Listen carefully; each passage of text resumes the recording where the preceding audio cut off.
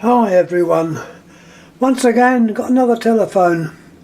It's amazing what turns up upstairs.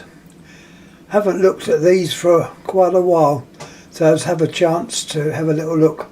Now the one we're looking at is Russian, as far as I know designated TA48.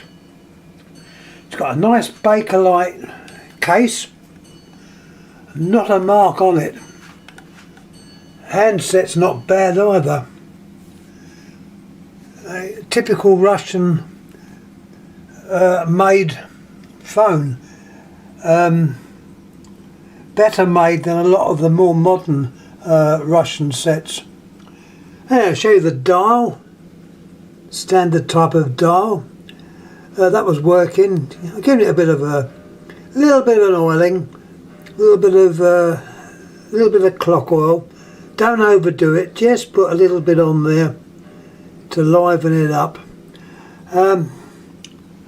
Also having a look at what's built on the chassis. You've got your bell.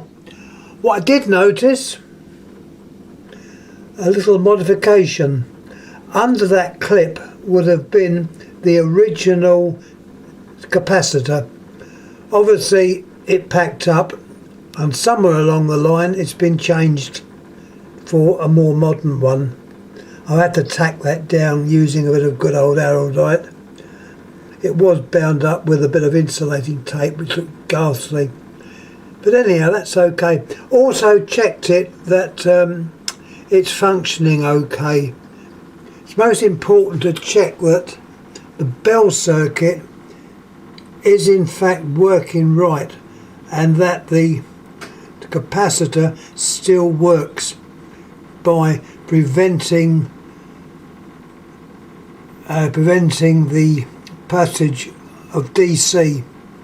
And the easiest way of doing that is to get an ohm meter, putting on your two leads there. They're the two leads from your plug. Make sure the phone is off. So you could just be looking at the bell circuit, and as you put your meter across it, put it one way across, you'll get a slight deflection. Swap the leads round and you'll get another deflection. That is the capacitor charging up, and when you swap it round it charges up in the other way, so you get another deflection. If it does that and it goes back to zero, you're okay.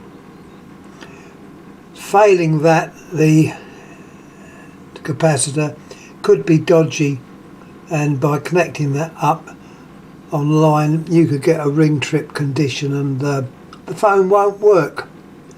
Anyhow, I'm going to show you the bell. Two coils, the standard idea. Your induction coil. I'm just wondering any dates on there, but I can't see any dates. I'd say it's probably 40s. This is, as I say, a well-made phone. It's, you know, you've got your nice little inserts as you screw the base on. You've got inserts of brass, which is nice. Because remembering, Bakelite is very brittle and it can break easily. There's the old dial. Let's turn it around so I can show what's actually on the base. That's the front of the dial.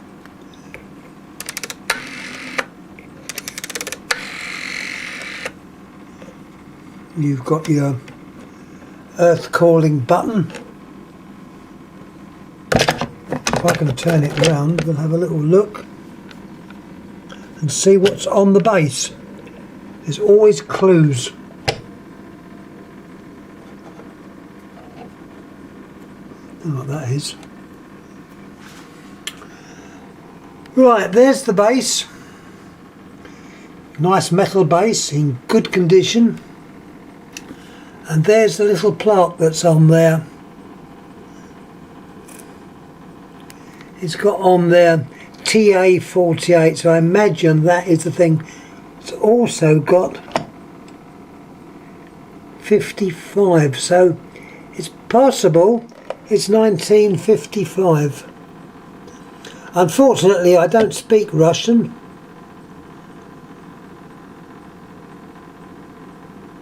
So it's picking up things as I find it. That's what it's got on the base. I'm going to restore it back to normal because, as I say, I've had to tack the capacitor down, and I want the glue to remain the correct way round so it seals it in. That is your the cradle switch. And your terminals, nice simple terminals.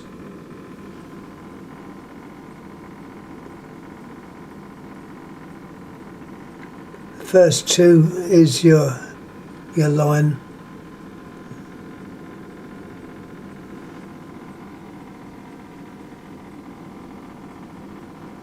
I think that's more or less it. Yep. Oh, I'll show you the handset. There's the handset, typical Russian handset. There's nothing on the handset, but it's a nice heavy job. And looks all there with the old cord, the old braided type cord, not frayed, which is very nice.